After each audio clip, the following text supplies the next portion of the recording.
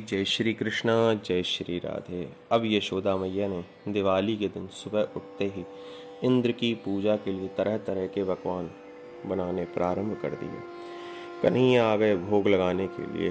बोले, मैया ये सामान सबके पहले हम खाएंगे। मैया बोली, अरे लाला, जब इंद्र खाएंगे, इंद्र पालेंगे तब ही मिलेगा। चल थोड़ी देर और खेल ले। कृष्ण बोले, माँ यशोदा, ये इंद्र कौन है? मैया बोली, बेटा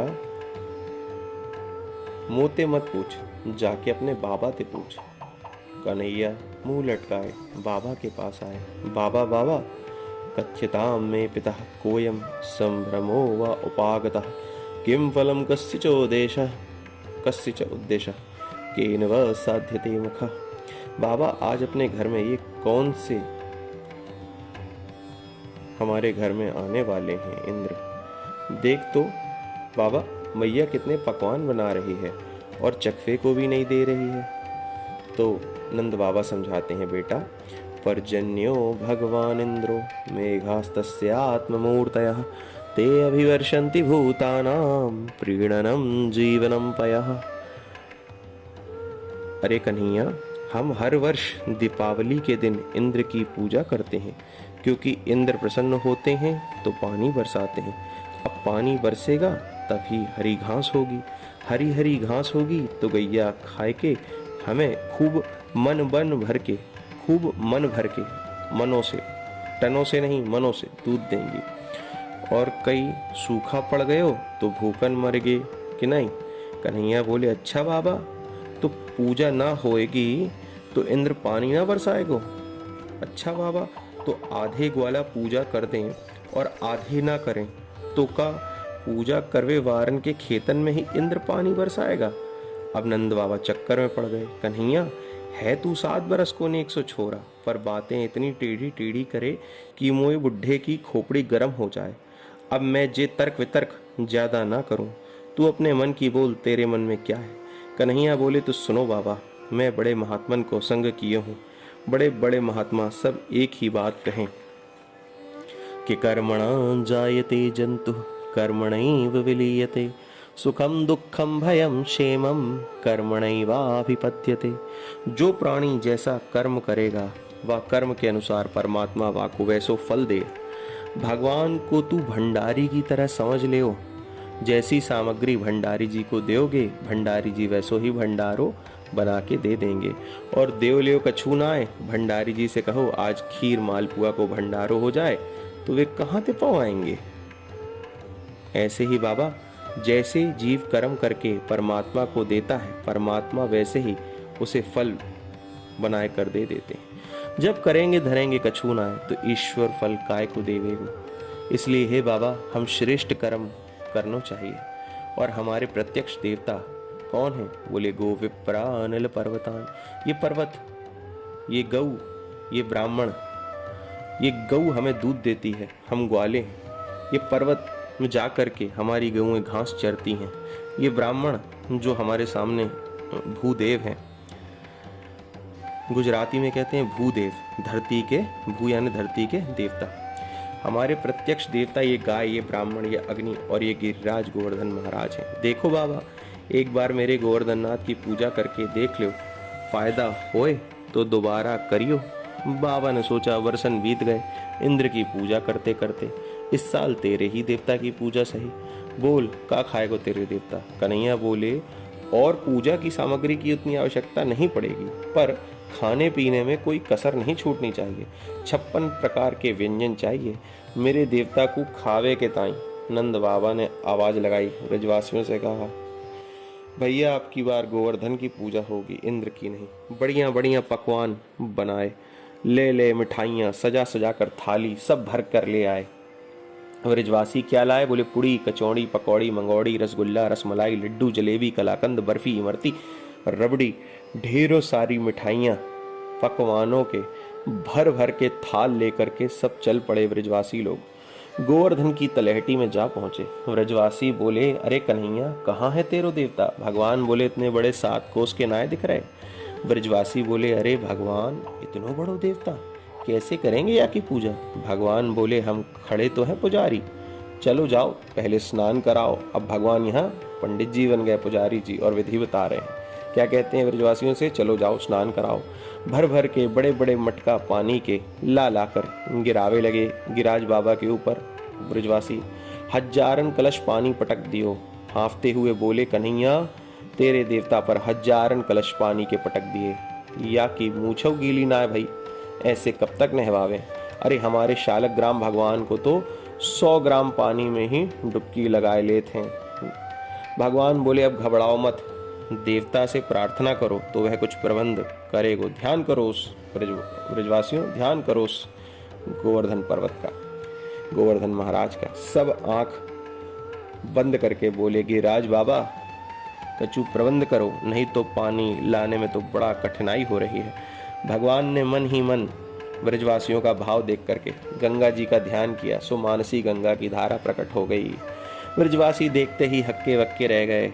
बोले, कन्हैया गजब हो गए हो भैया, ये तो कितनी निर्मल जल धारा प्रकट हो गई।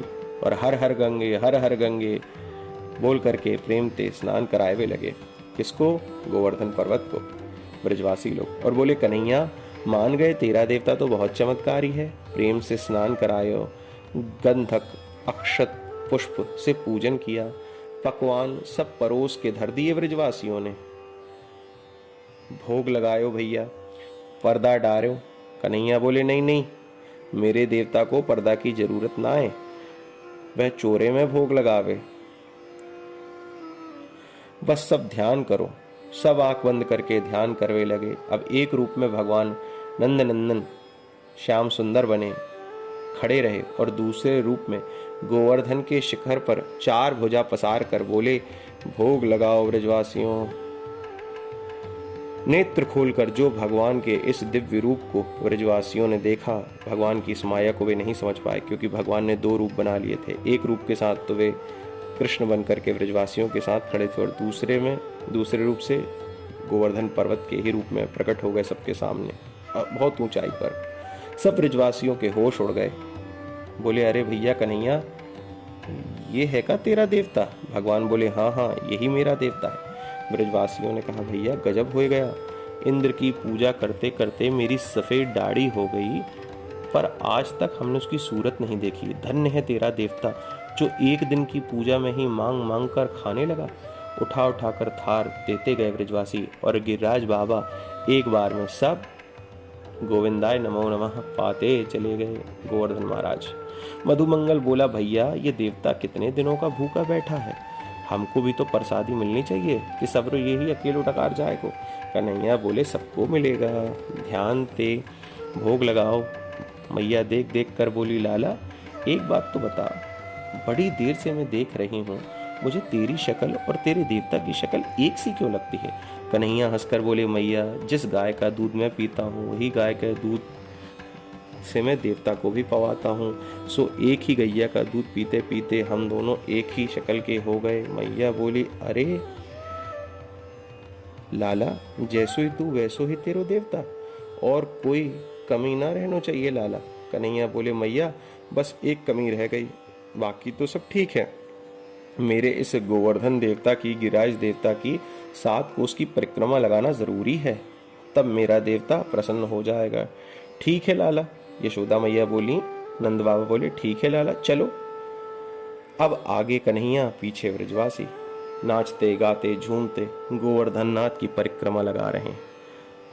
भगवान ने किसी भी देवता का अभिमान रहने नहीं दिया। भगवान ने आज देवराज इंद्र की पूजा का विरोध करते हुए उस पर प्रतिबंध लगवाकर अपने गिरिराज गोवर्धन की पूजा करा दी। स्वयं पुजारी बने, पूजा करवा रहे हैं, और स्वयं पूज्य बनकर पूज भी रहे हैं। सभी ब्रजवासी भगवान के इस अद्भुत रूप को देखकर बड़े प्रसन्न और आनंदित हुए। पर इंद्र ने जब अपने सेवक से पूछा, भाई प्रतिवर्ष हमारी दीपावली को ब्रज में पूजा हुआ करती थी, तो दीपावली निकल गई, प्रतिपदा भी चली गई, द्वितीया जाने वाली है, अब तक हमारी पूजा क्यों नहीं हुई, पता लगाओ। सेवकों ने आकर जब ब्रज का वातावरण देखा और गोवर्धन नाथ की जय जयकार सुनी, तो दौड़कर इंद्र से बोला, सरकार आपका पत्ता साफ हो गया, ब्रज में आपका नाम लेने वाला कोई नहीं बचा, सब गिरिराज जी की जय बोल रहे हैं, और ये सब कृष्ण का किया धरा है। अब तो इंद्र क्रोध में आग बबूला हो गया और विवेक शून्य हो गया, और बोलता है, श्री कृष्ण के बारे में अपशब्द गालियां देता है। क्या कहता है सुनिए कि वाचालम बालिशम स्तब्धम अज्ञम पंडित मानिनम कृष्णम मर्त्यम उपाश्रित्य गोपा में चक्र प्रियम। इन गवार ग्वालों ने वाचाल कृष्ण की बातों में आकर मुझ देवताओं के राजा का अपमान किया, इसका फल इन्हें भोगना पड़ेगा। सामवर्तक मेघों को बुलाया। मेघों ने कहा महाराज आदेश दीजिए। इंद्र कहता है जाओ व्रज में प्रलय मचा दो। सब मेघमंडल ब्रजमंडल के ऊपर गड़गड़ाने लगे, भयंकर बरसात होने लगी। अतिवृष्टि से सब ब्रजवासी कर्षित हो उठे, गोविंद के पास दौड़े गए। गोपा गोप्यश्च शीतार्ता गोविंदम शरणम, ये गोविंद की शरण में आए। गोपी ग्वाल शीत से पीड़ित होकर गोविंद की शरण में आए। गोविंद हमारी रक्षा करो, त्रातु मरहसि देवान्नः कुपितात भक्तवत्सल। हे भक्तवत्सल प्रभु, हे गोकुलनाथ, हमें इंद्र के कोप से बचाओ। देखो देवताओं का राजा इंद्र नाराज हो गया है। शरण में आए ब्रजवासियों को देखकर भगवान विचार करने लगे, मेरी प्रतिज्ञा है कि जो एक बार मेरी शरण में आकर कह दे कि प्रभु हम तुम्हारे हैं, तो मैं समस्त प्राणियों से उसे बचाता हूँ, उसका भय नाश करता हूँ, उसे अभय देता हूँ। ये ब्रजवासी मेरे हैं, मेरी शरण में हैं, मुझे ही अपना नाथ मानते हैं, मैं ही एकमात्र इनका जीवन धन हूँ, इसलिए अब इनकी रक्षा में मुझे देर नहीं करनी चाहिए। तस्मान मत शरणम गोष्ठम मन्नाथम मत परिग्रहम गोपाये स्वात्म योगेन सोयम में व्रत आहिता। मुझे अपने व्रत का पालन करने के लिए आज इन ब्रजवासियों की रक्षा करना परम आवश्यक हो गया है। भगवान बोले, हे ब्रजवासियों बिल्कुल मत घबराना, जा देवता ने अपनी पूजा करवाई है, वही देवता वही गिरिराज हमारी रक्षा भी करेगा। चलो सब मेरे साथ। सब सारे ब्रजवासियों को साथ में लेकर भगवान गोवर्धन की तलहटी पे आ गए। ब्रजवासी बोले, लाला अब बोल क्या करें। भगवान बोले, नाम संकीर्तन करो, बस देवता को प्रसन्न करो, सो देवता तुरंत कुछ उपाय बतावेगो। भगवान बोले, सभी ब्रजवासियों ने हाथ जोड़ करके कीर्तन किया। तो भगवान बोले, ब्रजवासियों शांत हो जाओ, मेरा देवता ये जो गिरिराज है इसने मेरे कान में आकर के कह दिया है, मेरे देवता मेरे कान में आकर कह गए हैं, भैया ज़्यादा पानी बरस रहे हो तो सब मिलकर मुँह को उठाकर छाता बना लो मेरो।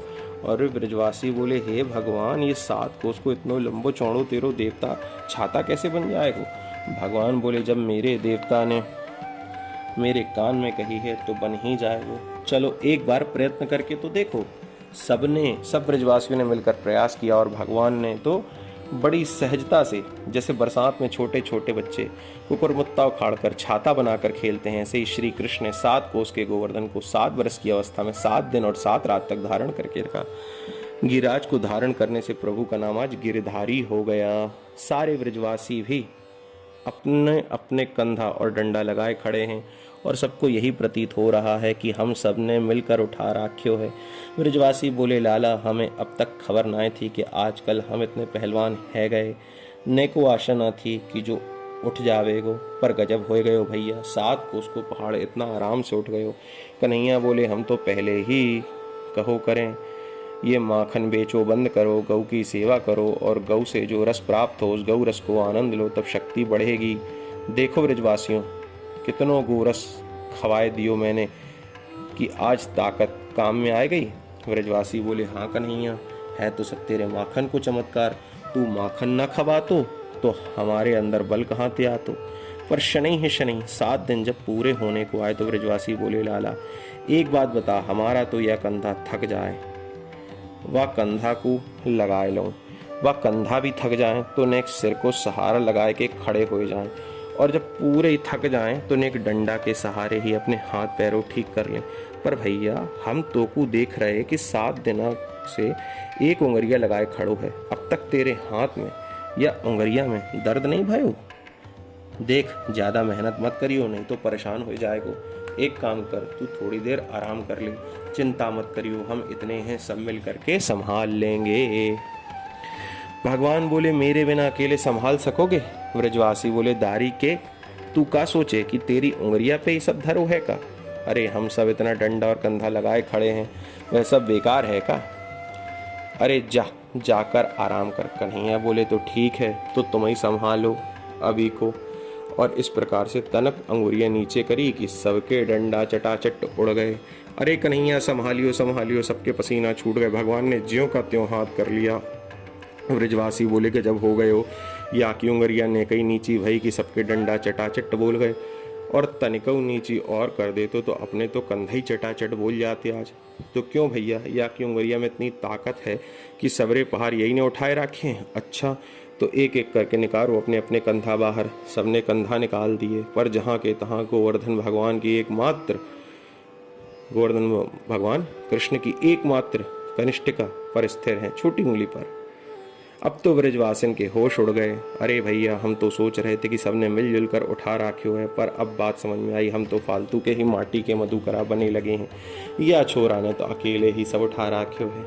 नंद बाबा ते बोले, बाबा नंद, तो ये हमारी सौगंध है, सच्ची बताना ये तेरा बेटा है? नंद बाबा बोले, क्यों भैया, तुम कैसी बात कर रहे हो? मेरा बेटा नहीं तो कौन को बेटा है? ब्रजवासी बोले, अच्छा बाबा, बुरा मत मानना, हमारे खानदान में एक से एक पहलवान भाई, पर इस छोरे जैसा आज तक कोई नहीं हुआ। क्व सप्ताह यनो बालः क्व महाद्री विधारणम ततो नो जयते शंका ब्रजनाथ तवात्मजय। हे ब्रजनाथ, हमें तो शंका हो रही है। हे नंद बाबा, हमें शंका हो रही है, ये छोरा तेरा नहीं है, ये तो साक्षात भगवान है या कोई बहुत बड़ा देवता है, ये साधारण मानव नहीं है। नंद बाबा घबराए गए, ये मेरे लाला को जबरदस्ती भगवान बनाए रहे हैं। हाथ जोड़कर बोले, ब्रजवासियों, एक रहस्य की बात आज बताता हूँ। एक दिन गर्गाचार्य जी मेरे घर में आए थे। मैंने उनसे प्रार्थना करी कि मेरे छोरे का नाम रख दो तो बड़ी कृपा होगी। गर्गाचार्य जी ने मेरे लाला के बारे में बड़ी विचित्र बातें कही। हर युग में इसका जन्म होता है, ये भगवान के समान गुणों आ रहा है। बड़े बड़े संकट से तेरा लाला तुम ब्रजवासियों की रक्षा करेगा। भैया, बाबा गर्गाचार्य जी की एक एक बात बिल्कुल पक्की निकली, परंतु मैंने बस एक ही बात समझी है कि मैं दिन रात जो नारायण का भजन करता हूँ और भजन करके हमेशा एक ही बात मांगूं कि हे नारायण, मेरे छोरे की रक्षा करो, मेरे लाला पर कृपा करो। सो मेरे भजन के प्रताप से नारायण आजकल मेरे छोरा पर कुछ ज़्यादा ही प्रसन्न है। सो मेरे लाला के ऊपर नारायण की विशेष कृपा है। ये भगवान नहीं है, भगवान की कृपा इसके ऊपर विशेष है। यूँ कहकर ब्रजवासियों को नंद बाबा ने समझाया, पर ब्रजवासियों के मन में तो ये बात बैठ गई कि नंद का छोरा कोई साधारण नहीं। इंद्र ने आकर देखा कि व्रज का क्या हाल है। 7 दिन मूसलाधार प्रलयंकारी मेघों ने बरसात की, पर जब व्रज में आकर देखा गिरधारी बने गोविंद का दर्शन किया तो इंद्र के होश उड़ गए। मेघों से कहा, भाई पानी कहाँ गया? मेघ बोले, सरकार जितना था सब उड़ेल दिया। अब इंद्र तो आश्चर्यचकित हो गया। भागवत कहती है कि कार्तिक शुक्ल प्रतिपदा के दिन गोवर्धननाथ की पूजा हुई। द्वितीया को सबने भाई दूज का त्योहार मनाया और तृतीया से नवमी पर्यंत 7 दिन तक इंद्र ने पानी बरसाया। 10वीं तिथि में अकेले में एकांत अवसर पा करके इंद्र भगवान के चरणों में प्रणाम करके गिरा और 10वीं तिथि के दिन 10 श्लोकों से भगवान की दिव्य स्तुति गाई। भगवान ने उसे आश्वासन दिया, उस पे अपनी कृपा करी।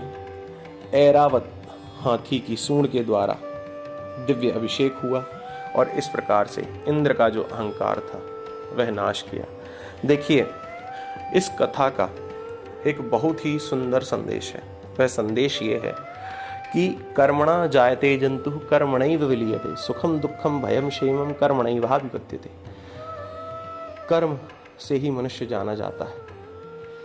कर्मणा जायते जंतु, और कर्म से ही उसकी गति होती है। हमें जो सुख दुख द्वंद्व प्राप्त होते हैं ये हमारे कर्मों की ही देन है।